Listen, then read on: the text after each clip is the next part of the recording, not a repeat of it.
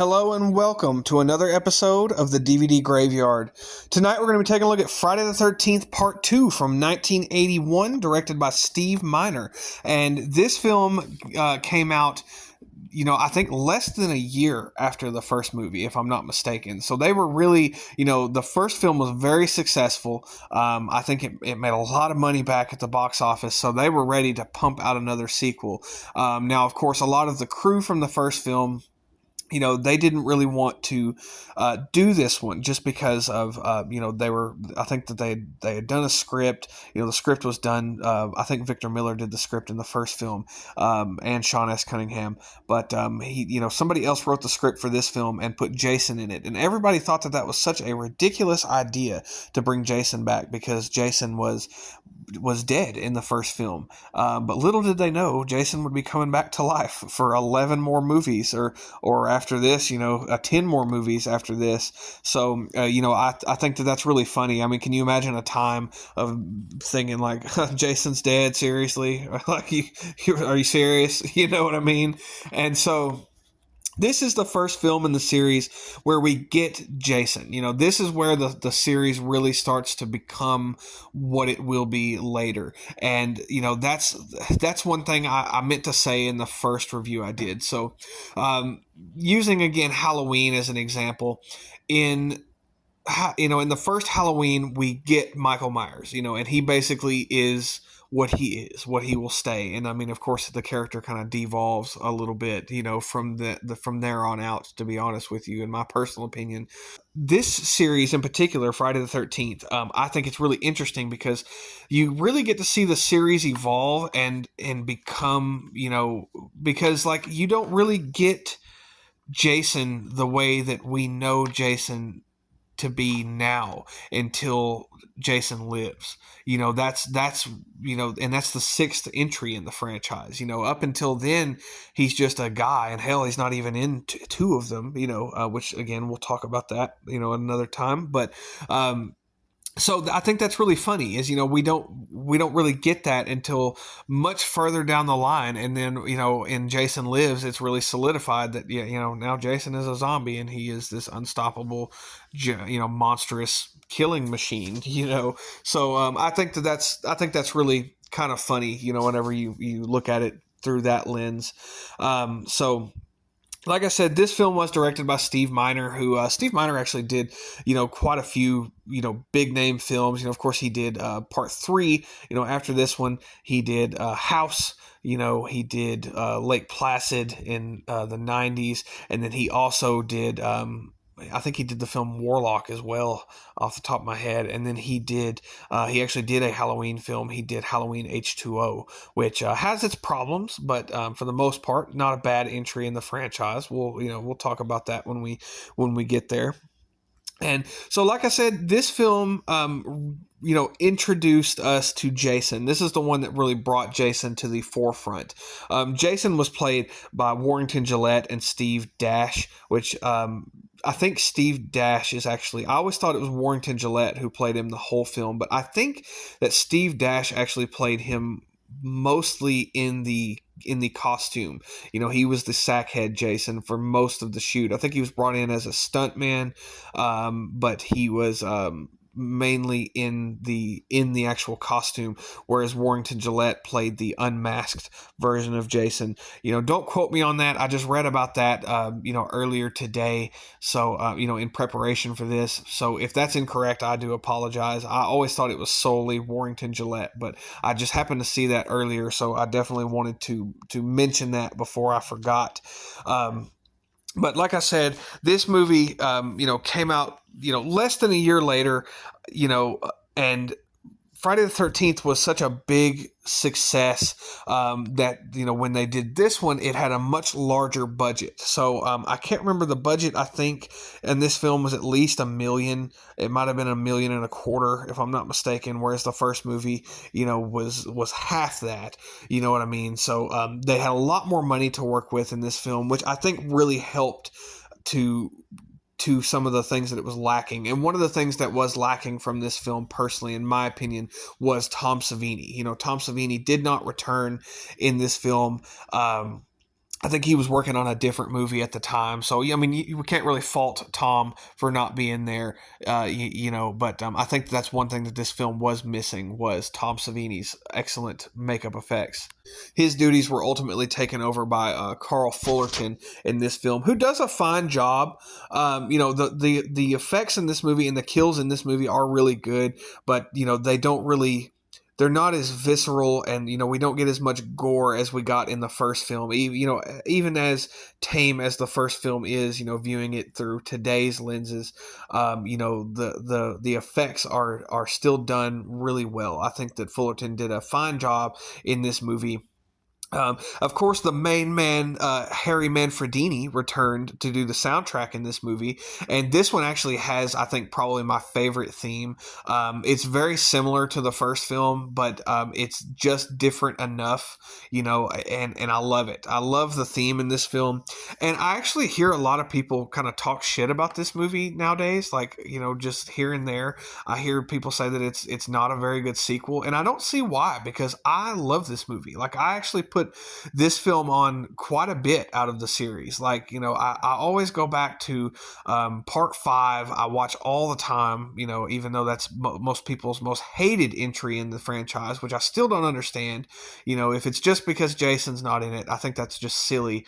But because it's such a great Friday the 13th movie. Again, we will discuss that later on. But, part 5 is one I always go back to. This one I always put on. Final chapter I go back to quite a bit. But this is definitely one that is a standout one for me. So I don't really understand people's dislike for this movie. But again, I can't speak for everyone. But it's a fun time if you like the first film. I think that this is an excellent pairing with the first film. It's basically the first movie, just with a little bit more.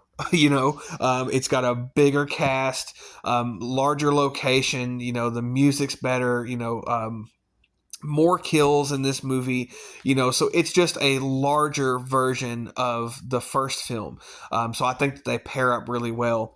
And speaking of large casts, so of course we get Adrienne King comes back in this movie very shortly. She is dispatched very early in this film. Of course, she's the first person to die in this movie. Unfortunately, I really hate when that happens in movies, whenever you kill off your surviving person from the last film. But, it is what it is. It happens. Friday the 13th is not one for, not a franchise of keeping great continuity. Of course, she is replaced as Final Girl by Amy Steele, who plays Jenny. And I actually really like Amy Steele. Like, I think she does a great job in this movie. She is one of my favorite Final Girls in the franchise. I think she does a great job. I actually like her a little bit. If I didn't just say this a second ago, I like her a little bit better than the Alice character. So I think Amy Steele, casting her, was a very good choice. John Fury, who plays Paul in this movie, Warrington Gillette, like I said, who plays the unmasked Jason Voorhees. Betsy Palmer even has a small return part in this movie. And Walt Gorney, who plays Crazy Ralph, he comes back in this movie very briefly. And then Stuart Charno, who plays Crazy Ted. Those are just kind of the standouts of this movie for me. They're the people that I remember the most in this film. So, before I get too far into this and before I get too far ahead of myself, I'm going to go ahead and read the plot synopsis off the back of this Paramount DVD that I've had for years and years. Like I said, I have the Scream Factory box set and I have the Crystal Lake to Manhattan box set, but there's just something about these old DVDs that I really like. These are the first copies that I actually bought, especially for, I bought them for myself after I'd started collecting DVDs. And there's just something so nostalgic about this cover. Like, I love the cover art of the first Friday the 13th. It's one of my favorite posters of all time. I just love the look of that poster with the silhouette, with the forest in it, and the group of teens kind of in the middle of all this. It sums up the movie so well, and I get such a nostalgic feeling just looking at that first poster. And I kind of have the same feeling for this one. So, like, the poster for Friday the 13th Part 2 is so basic and plain and simple, but it works so well. I love the poster of this movie. I don't know why. And they look so good together. Like, when you put them side by side, the first two, they look so damn good.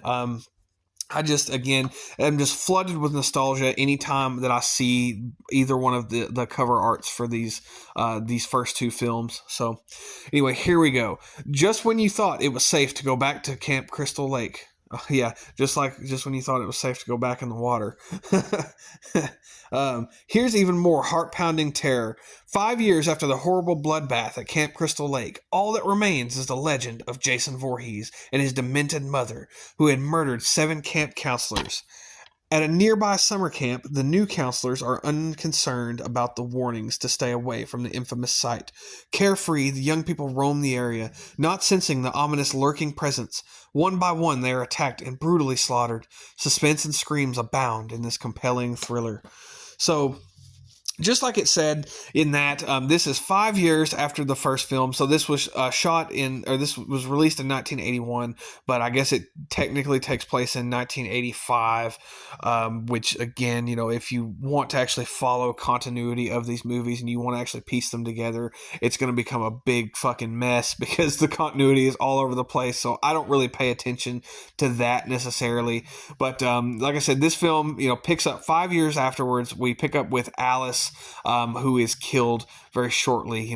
Our killer comes to town and comes to her house and murders her in her home. And the killer is Jason, which is, again, like I said earlier, his first on-screen presence.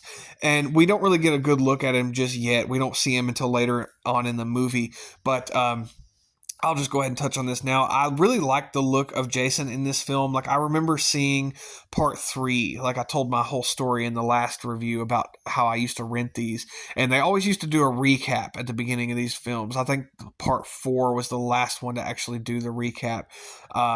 But, they always used to have this recap of the ending of the last film, and this one has it as well. But, I remember seeing the scene with, the sackhead Jason in his overalls and everything else, knowing what I know about Jason at this point in time, so seeing that, that always really intrigued me, that Jason really did kind of start out that way. Like, I remember the first time I saw that, my mind was blown. Of course, this was before we had internet, at my house, and I wasn't able to look this stuff up on a regular basis. I was like, who the hell is that? Is that Jason? That's fucking crazy.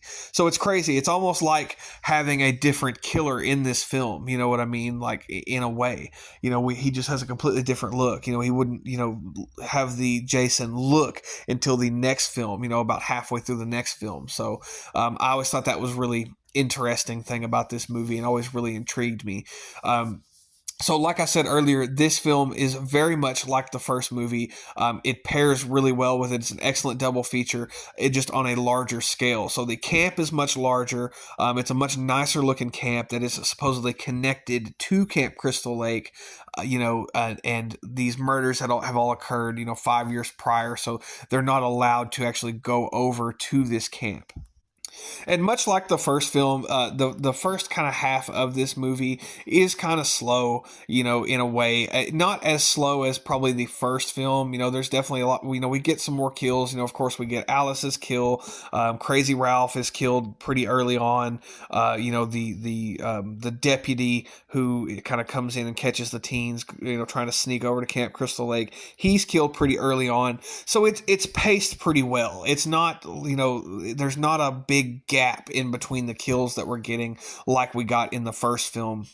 There's just it's just paced a little bit better, but it really picks up during the night scenes in this film, again, just like the first movie. So, around evening time when it gets dark, a big portion of the cast, Paul decides to take them all to a bar to kind of have one last night on the town before they actually start out this this camp thing. And this is one thing I forgot to mention. This is really when we find out that it's Jason, because at this point we don't really know who it is. It's kind of taking, again, that sort of giallo kind of approach where we don't see the killer. There's a lot of POV shots, a lot of kind of hands coming in off screen, stuff like that. So again, it's very reminiscent of the first film, but really when we piece together that it's Jason is the scene. And I love this scene. This scene in particular which is brought back in the final chapter, which I'll touch on that later. But the scene where they're all sitting around the campfire and Paul is kind of telling the story of Jason.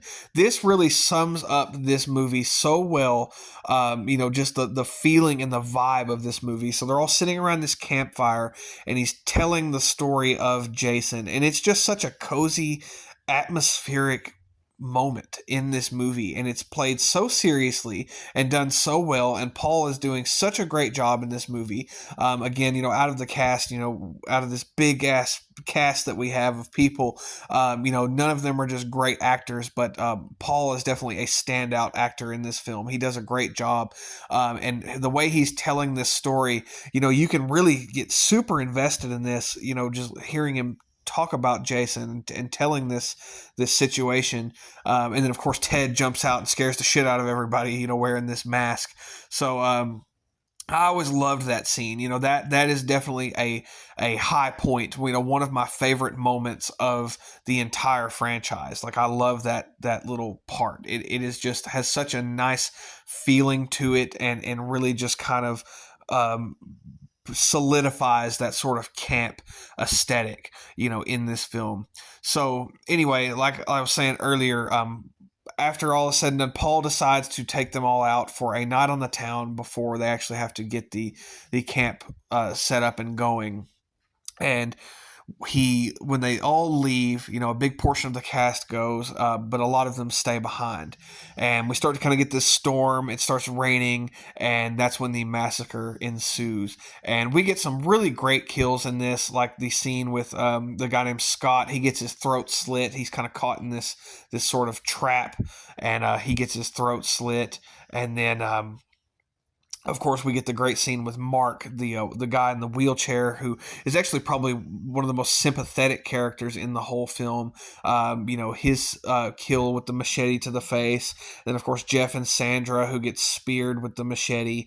A lot of just really excellent kills, but they're not as visceral as what we got in the first film. I'll say that. You don't see as much. A lot of it gets kind of is cut away, or it's just not as in your face. Like, you're not going to get the arrow kill again with Kevin Bacon, or the axe to the face, like in the first film. Even though we get a machete to the face in this film, it was not, as visceral as in the first movie. And while I'm on the subject of these kills and the machete to the face, I have a mention of this, and I think a lot of people know about this by now. But in this film, there are two kills that are ripped directly out of a Mario Bava film, and that film is Bay of Blood from 1971. I think it was 71 or 72, something like that. A great movie. I love Bay of Blood. I'd like to actually talk about that at some point. That's a really good giallo film. Great film. But the two kills in particular are the machete to the face and the spear kill, where the two people are having sex and they are speared and together, while they're on top of each other. So I think that those were taken directly from Bay of Blood.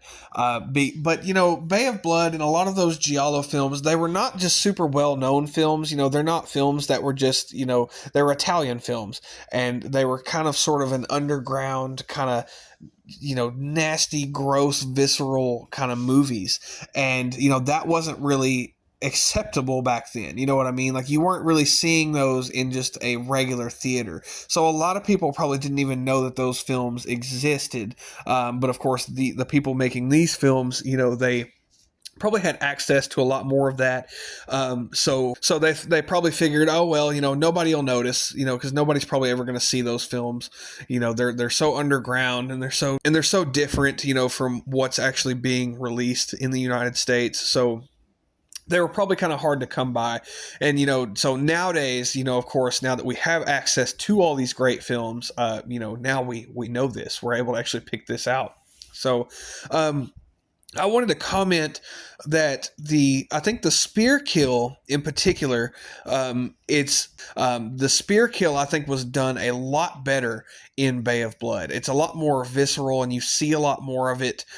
You actually even get the pull out shot of the people still on top of each other. I don't know if there was more to this scene in Friday the 13th Part 2, and it just got cut down because the MPAA was all over this film, like these movies, like they cut them to shit. I mean, especially again mentioning Friday the 13th Part 7, that one got the worst of it out of all of them. But I think that kill in particular was done much better in Bay of Blood. But the other kill is the machete to the face, and I personally think it's done better in this film. And the only reason I say that is the effect, I think, looked a lot better in Bay of Blood, because you actually get to see the slice to the face, with the machete. You get to see the aftermath of that. So I think that the effect looked a lot better because you actually got to see some of that gore. But I like the scene in this film a lot more, just because we get the whole, after that, after Mark is hit in the face with the machete, he rolls backwards down this long flight of steps in this movie in the pouring down rain, and that's just such an awesome scene to me. It's one that has always stuck out with me. All these years of watching this film, it's one that's always kind of stood there. So I just wanted to mention that little tidbit of information, is that I think that those kills were pulled directly from Bay of Blood, and that's not a problem. I'm not complaining necessarily. I think that that's really interesting, and I do like Bay of Blood. That's a really great film. So I can't really say that I blame them for wanting to kind of try to pull those kills off, because I'm sure seeing that in the early 70s was mind blowing. But anyway, after the camp has pretty much been completely cleared out and everyone has been killed, Paul and Jenny come back to camp and notice that everyone is missing, and that is when we are kind of Jason is revealed. That's really the first time we see him, and he is kind of exposed.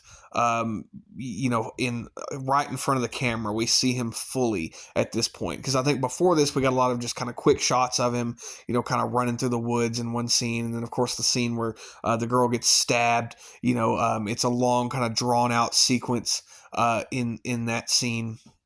And we get like a little quick shot of Jason, with the sack, the sack get up, but we don't really, at this point, he is full on screen. So we get our kind of final chase sequence, but we get this kind of long drawn out chase sequence with Jason. And in this film, Jason is kind of a little bit of a pushover. Like, I know, Jenny's hiding under the bed in one scene, and Jason is standing on top of a chair, and he basically falls out of the chair and breaks he has this pitchfork. He breaks the pitchfork, and then, there's a scene where Jenny kicks him right in the balls, and then he just falls over on the ground, and then just kind of gets up and shakes it off. So I think that's really funny, seeing Jason in this state, whereas, again, he kind of evolves from there, later on in the later film. So I think that's really funny seeing him like that.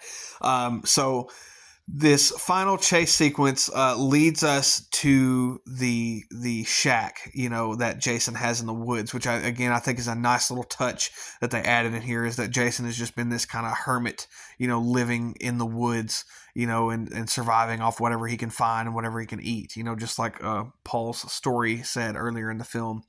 And that's when Jenny goes into this kind of back room, and we see Mrs. Voorhees' severed head and all of her dead friends laying around, including Alice.